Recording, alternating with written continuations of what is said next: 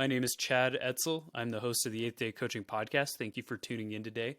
I'm also a trained and certified leadership coach, and my goal is to help you overcome stress and master your time, your money, and your God-inspired future. Now, typically this podcast is about leadership coaching, but I've been encouraged by a number of my friends, a number of the people that I've talked to apply these leadership coaching principles into our personal lives. And specifically with this new series, I'm calling it Catholic, Single, and Flourishing. The goal of the series is to help you as Catholic singles live your God-inspired calling, your vocation today, but also pave a path for the future. So feel free to check out this episode, check out the description in the show notes below, look for the links for the new podcasts and ways that you can connect with me, and also check out a free resource. It's an ebook that I wrote about helping Catholic singles break the cycle of pressure and inaction. With that, here we go with the episode. Welcome into this episode of the 8th Day Coaching Podcast, Catholic, Single, and Flourishing Edition. Once again, I am your host, Chad Etzel, and thank you for joining me today. We are going to be talking about, once again, the topic that everyone loves to talk about, but no one actually likes to do, dating. And very specifically, dating apps, something further that people don't really like to do.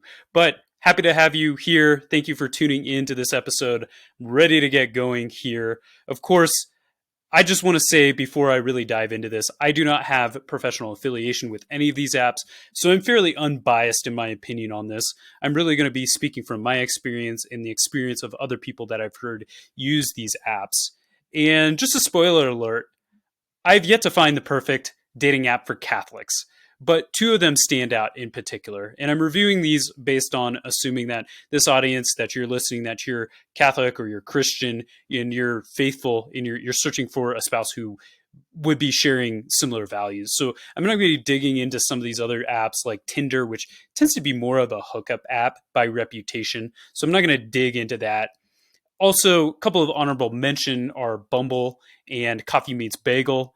Those, I don't really know many people, at least faithful Catholics, who have met on those platforms. So I'm not going to really dig too deep into those. I do have a close friend who is a frequent listener to the show. He and his wife met on Coffee Meets Bagels. They're a little bit more of a non-denominational couple, but just want to put that out there as like, hey, there's some other apps out there. So I'm really going to be reviewing three that I know people who are faithful Catholics or faithful Christians who have met on these apps. I think another one I should mention too, eHarmony. I hear good things about that. Don't really know a ton of people personally who have met on there, but heard a lot of things, especially from a Christian perspective as well. Of course, when it comes to dating apps, there's so many different avenues that we could discuss, whether it's tips on creating online profiles or how mistakes to avoid while using these apps. I also know that men and women have very different experiences, so there's avenues that we could go down there. I'm just going to keep it simple. I'm going to do a quick review of some of the apps that I've had more of a personal experience with, and then give you 4 just tips as we wrap up, just very quick tips on how to make the most of these if you do end up signing up and going with one of these. The way that I'm going to do this, I'm going to talk about 3 apps individually. I'm going to talk about the design of each of the apps. Each of the apps provide some sort of free version. And then, of course, there's a paid version. So I'm going to talk about the differences between those. And then I'm going to talk about the pros and cons. And I'm going to sprinkle in a little bit of my own experience using these apps. So first, I want to talk about the first app is Hinge. Okay. Hinge is a dating app, which is different than an online profile. And I'm just going to make this distinction here because I think it really helps us understand how things are put together and how things work. Obviously, an app is something that you download onto your phone. And usually with dating apps, you can only see one profile at a time. You can't do like a global search, but you see one profile at a time. You click yes or no on the person's profile, and then you move on to another. Then there's online profiles. And on the online profiles, what you do is you basically have access to a search function where you can filter height, you can filter out if people, what religion they are, and maybe how faithful they are in that particular religion, and so on. And you can narrow down search. So you can globally see everybody on there based on those sorts of metrics and their distance and everything. You can shrink it down through these online profiles. So that's an online profile versus a dating app, which you tend to just see one at a time. So Hinge in and of itself is a dating app. So you see one profile at a time. On the free version, what you have access to is you actually have access to putting on 6 pictures. So you can put 6 pictures on there. And you can answer about 3 to 4 different prompts. Prompts ranging as basic as, what does your typical Sunday look like? To my simple pleasures in life. To other things which are the biggest risks that I've taken, like walking around Buenos Aires in the dark at night one time. And I'm pretty sure that's a story for a different time, but pretty sure there was divine intervention that kept me and my friends safe in that. But anyway, you can put those sorts of fun little prompts and answers in there. Really, again, as I said before, with a dating app, you only see one at a time. So one person's profile is presented. You have 2 options, basically a yes or a no. And within the yes, you can like somebody's picture, or you can message them about one of their prompts, or you can click the X button and move on to the next profile. That's how Hinge is set up. It's a very basic app, basic dating app.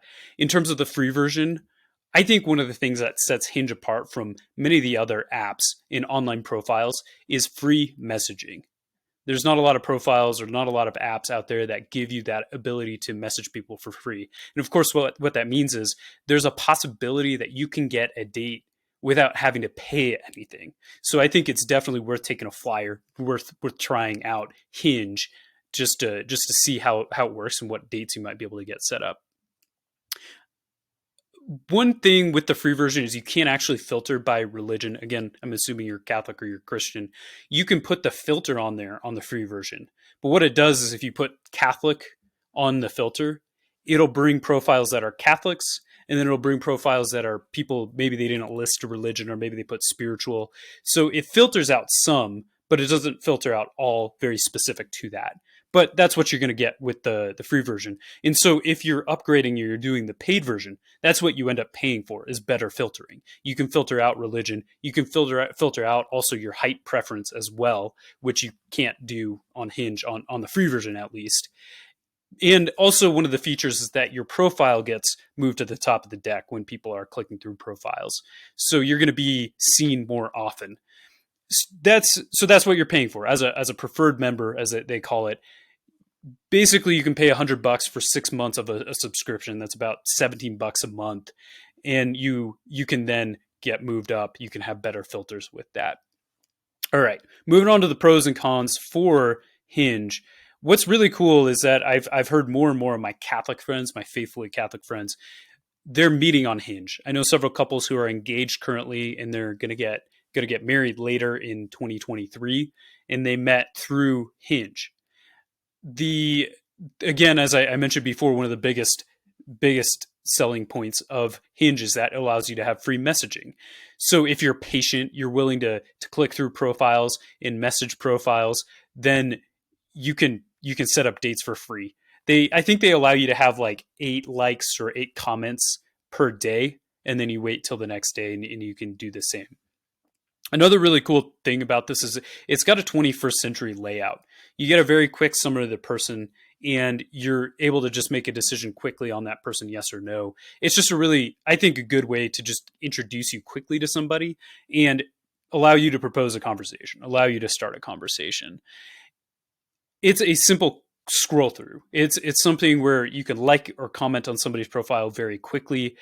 One of the things that is actually a really good feature about that is it actually forces you to make a decision quickly, that you either are saying yes or no, because it's essentially a now or never, especially if you have the free version. Because if you click no on somebody's profile, you have to cycle through all the profiles in order to be able to have a chance to see that profile again.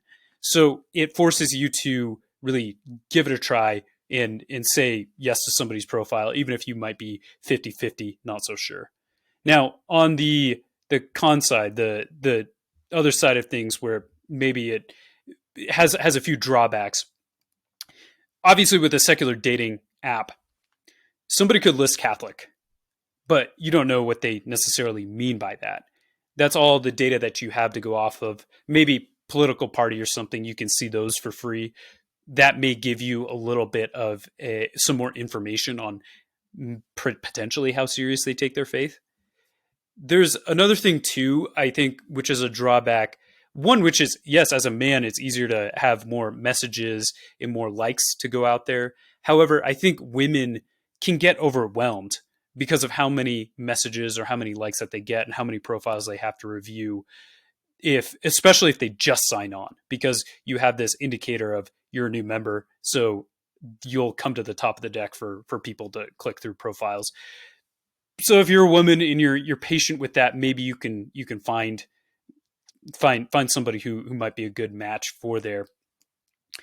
I think another thing is that it's so high volume. In my experience, personally, I probably, when I was using the app, had about 1 to 200 profiles that I was liking or commenting on, and only heard back from about 8 women.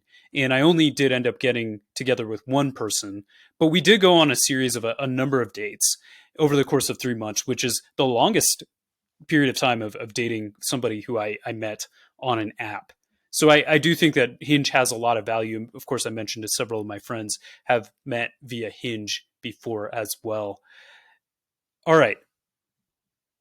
Oh, and I'll mention too, one other drawback here is that once you like somebody's profile, it goes to their profile and they have a chance to mutually like your profile or comment on your profile. And that allows you to actually have a conversation. So the drawback with that is that if you like a profile, it could go off into cyberspace if they don't like you back. There's basically no second chances. So you want to come with a really baller profile. You want to come with a really nice looking profile if you're gonna come for the first time. Otherwise, you may never see their profile again because they may swipe past you or click or dismiss the conversation.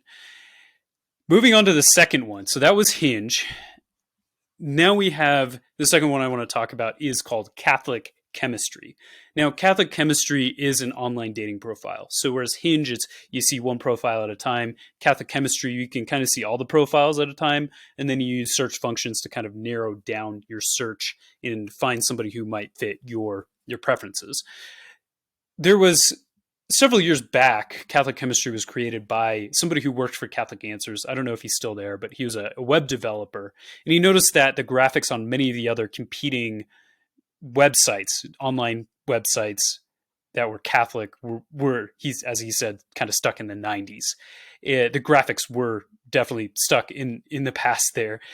So what he did was he released it and he got a little bit of traction.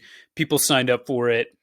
And I think it actually, this is just a guess, but my guess is that it forced Catholic Match to upgrade their interface, their layout, because I was on Catholic Match and Catholic Chemistry at the same time when Catholic Chemistry came out there, and within 12 months, Catholic Match had upgraded their system in their layout. Anyway, speaking about the free version, what you can do, just as in any situation, you can create your own profile. It has the basic online categories of about me, about my faith, about my general interest in life. And then you can do filtering to narrow down the filter after seeing everybody. You can filter by age, height, faith, and of course, how much people attend mass and in those sorts of faith-based preferences. So what you end up paying for is access to messages. So if somebody sends you a message, when you're actually moving from the free version to the paid version, with the paid version, you can see if somebody's messaged you or what their message is. You can see who has liked your profile as well. And that's something that runs as low as $10 a month for the course of 6 months. So $60 for $6 or 6 months. In terms of the pros for this, once again, I think the layout is really nice on Catholic Chemistry. They did a really good job designing and putting this online this online profile together, the platform itself. And I think one of the really cool features that it has about it is that you can search based on similar interests that you have with somebody, whether it's a book or movie or hobbies that you like to do. I think this is a really cool feature. However, and now we're starting to get into the drawbacks. As I did this search, there was only 12 people on there who likes Star Wars and 3 people who like the Green Bay Packers. I mean, obviously, as you get deeper into it, or as you get more specific to the interests themselves, there's going to be less and less of that. But still, I looked at the feature of football, who likes football on here, and there were 12 women who like that, which is understandable. More men are going to like football than women, but it kind of shows you a little bit of how many people are actually on there. I think another one of the drawbacks is that I've noticed on Catholic Chemistry, there's a ton of old profiles and there's a ton of blank profiles. There's a bunch of profiles that probably somebody made and didn't put a profile picture in there. There's a number of those just within the 100-mile radius of Denver that are on there. And then others who I know lived here years ago and moved out of area, and or maybe they got engaged, they got married. I still see some of their profiles. I see some duplicates. So this is maybe a little bit inflated by inactive users, and it looks like they're active. So I don't know how many people are actually on this platform or actively using it. I know that there are some, because there is a cool feature where it shows who is online at a certain time. So it encourages you to reach out to somebody if they're online. But I have my concerns about how many people are actually on there. And that, of course, is one of the big important reasons people sign up for dating apps or online profiles to begin with, is to meet people that they wouldn't meet normally. Another drawback, and I think that this is an important one, is that I got an email about a month or so ago, and it said something to the effect of, you try so hard in that first message, you put in so much effort to send that first message, you should be rewarded. So you should have free messaging. So they tried to install this feature of free messaging. But anytime that I tried to use that feature on the free version, I tried to message somebody on the app itself on the phone. I tried to message people on the online, but immediately once you start typing something, the pop-up pops up, the advertisement of, hey, sign up for Catholic Chemistry. So I don't know what if that's a development error or something, but that's something that I've ran into, is that you really can't use it for free. And okay, anyway, that's a rundown of Catholic Chemistry. And third and finally, I'm going to review Catholic Match. Catholic Match is an online profile. Again, you can basically see who's on there, and then you can narrow down your focus based on the filters and the preferences that you have.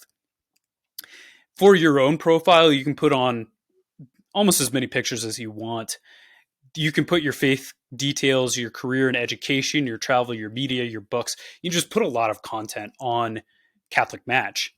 When it comes to the free version, you can look at people's profiles. Catholic Match will notify the person. So this is just something to keep in mind, that if you're on the free version and you click on somebody's profile, they will get a notification both on Catholic Match and in their email that you clicked on their profile.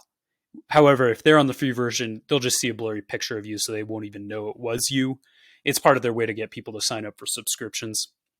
I think another thing is that the free version allows you to search by age, distance, height, marital status, so you can filter and get a little bit more narrow. But again, with one of the drawbacks of the free version is that you can't actually message people. You need to sign up for the paid version in order to do that. If you pay for Catholic Match, you can message people, as I've mentioned just now, but also you have further filtering. So you can filter people by their smoking status. Do they smoke or not? And do they drink or not? Do they have children currently? What's their marital status? What's their political view? What is their liturgical preferences, and so on? So those features, those extra filterings get added to the paid version of Catholic Match. That usually runs at about $10 a month. You can find promos from time to time at $10 a month. I think the standard is $15 a month. I've seen it as low as $5 a month for a 6-month subscription. But with that, that's kind of the background of Catholic Match. So I'm going to tell you a little bit about the pros and cons of Catholic Match. I think the biggest thing that I think Catholic Match does well is brand recognition. Most people that I know who finally resign themselves to online dating and say, fine, I'm going to try this, they think of Catholic Match first. That's the first place that they go. And of course, a lot of married couples, if they may never have tried online dating, but they're faithful Catholics, they'll be like, oh, have you tried Catholic Match? As if it's like the solution to everything. I think to a certain extent, Catholic Match is very helpful. I have had several friends. I know about 10 couples who have met via Catholic Match. So I do think that Catholic Match does add a lot of value in being able to meet people who you normally wouldn't meet in the course of things. I also really applaud Catholic Match for something that they've been doing recently. They've been trying to move beyond just being an online profile or a dating app. They've created a blog. They're much more active with releasing videos. They just recently had a virtual conference and they're adding speed dating into that package. So I think they're being creative and they're trying new things, which I think is a really awesome thing going beyond the profile, just because every person is dynamic, every person is growing, and every person is changing. So they're providing value for people to be able to take steps further in the course of their dating lives. So I really think that that's a great feature that Catholic Match is adding, especially for those of us who are faithful Catholics and looking for somebody else who might be a faithful Catholic or faithful Christian. The other thing, I think one is a pro, and then I'm going to start getting into the cons or the drawbacks here, is that you can see all the profiles. So you can see everybody who's on there, unlike Hinge where you only get one at a time. But I also think that in a way this can be a drawback because it can lead to inaction. Because if I see a profile and I'm not so sure about this person, then I know I can just come back to her in the future and message her in the future. So it doesn't necessarily create an urgency where you're compelled to action. So I think it can kind of get a bit static and people can get a little bit lethargic on there with actually no movement forward. Bringing me to the drawbacks, I think to a certain extent, Catholic Match offers way too much info on their profiles. You can put everything just to give a picture of you. But I think with our generation, those of us who are millennials and Gen Z, we're really just trying to look through a summary. We don't want to read through a whole profile. So it can be overwhelming with just all everybody's information, all their interests and so on, when really we just need something like Hinge, where it's just a quick look. All right, am I interested in this person, what they look like, some of the things that they're putting on their profile? All right, I'm ready to move on. So I think that's one of those that is a drawback of Catholic matches. Sometimes it can lead us to inaction. Another thing is that most women that I know have had a bad experience via Catholic Match. To whatever extent that is actually Catholic Match's fault, we can discuss that. But it's something as simple as, it could be as simple, which is not Catholic Match's fault, of somebody messaging someone of making some sick sexual joke or something, just like that, to other things where people are meeting in person and then somebody is lying about their height, or somebody is saying something about, or just is just like a socially awkward first date and what have you.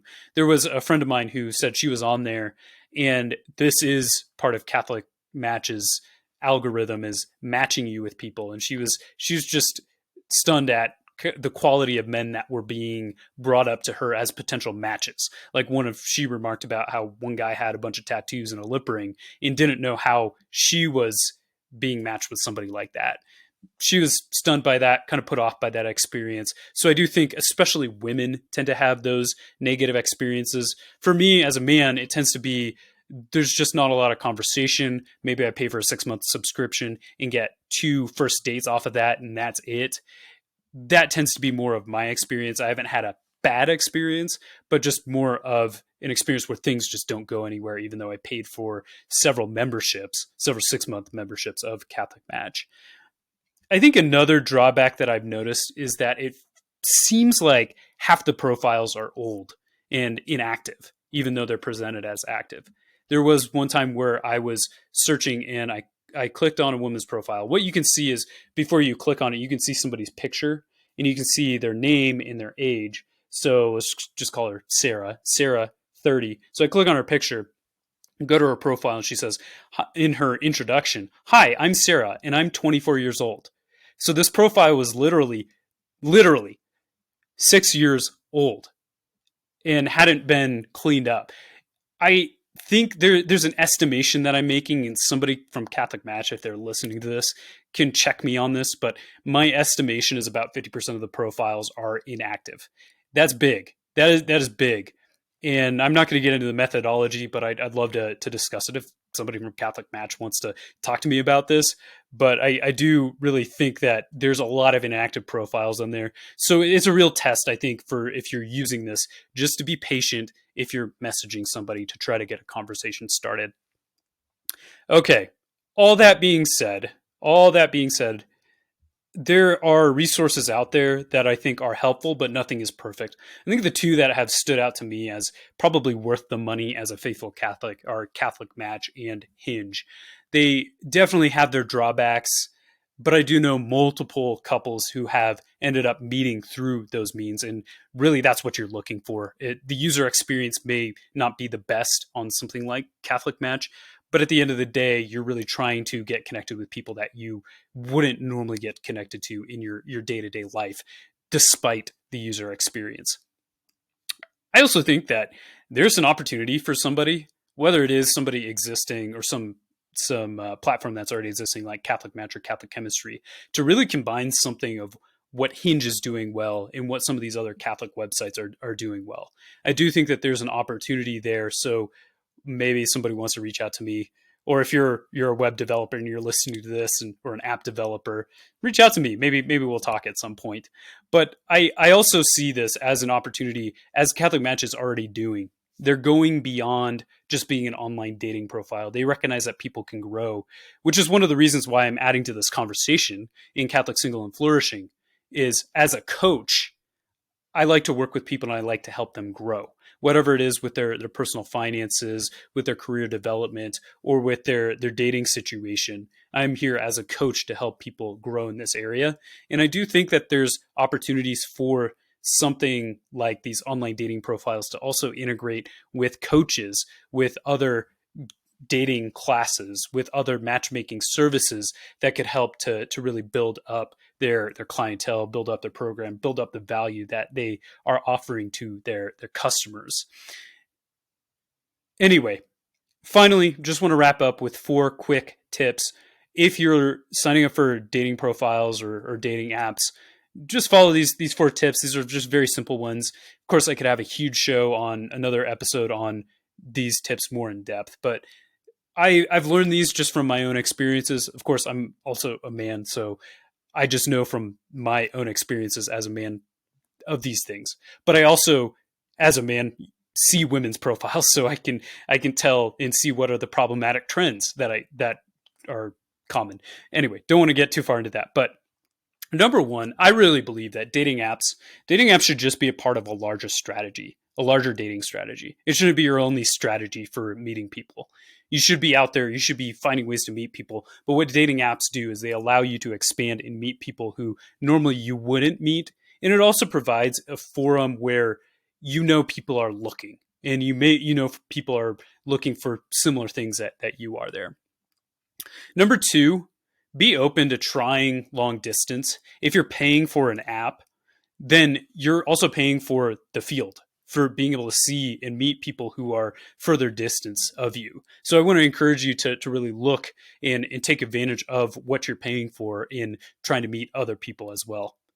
Number three, I would recommend having a friend review your dating profile and how it looks, and especially a friend who is a member of the other sex, because there's certain things that we as men can see in women's profiles, or women can see in men's profiles, that we personally are not aware of, or members of our sex are not aware of, that can be pointed out by the other sex, if that makes any sense.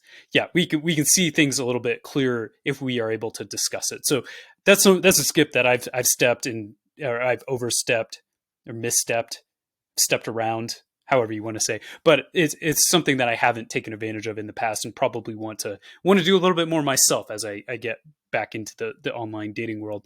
And then fourth and finally, I would say be prepared to pay money. It's relatively inexpensive. You're looking at something $10 a month, typically for something like Catholic Match, to $17 a month for 6 months of Hinge.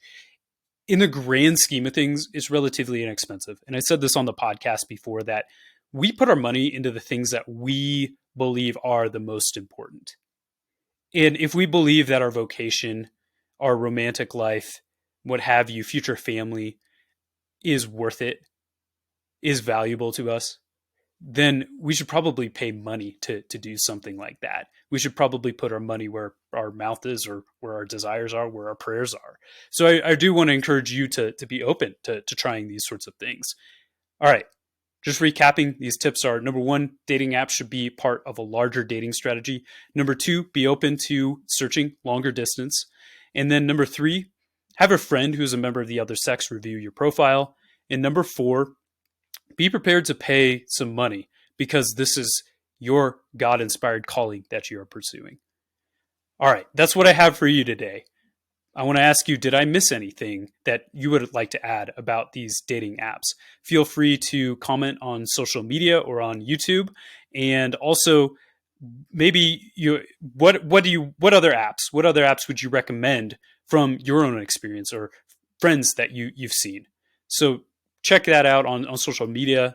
I want to encourage that conversation, and feel free to check me out on YouTube, and check out the podcast on Spotify, Apple, Google Podcasts, or wherever you get podcasts. Thank you for listening to us today.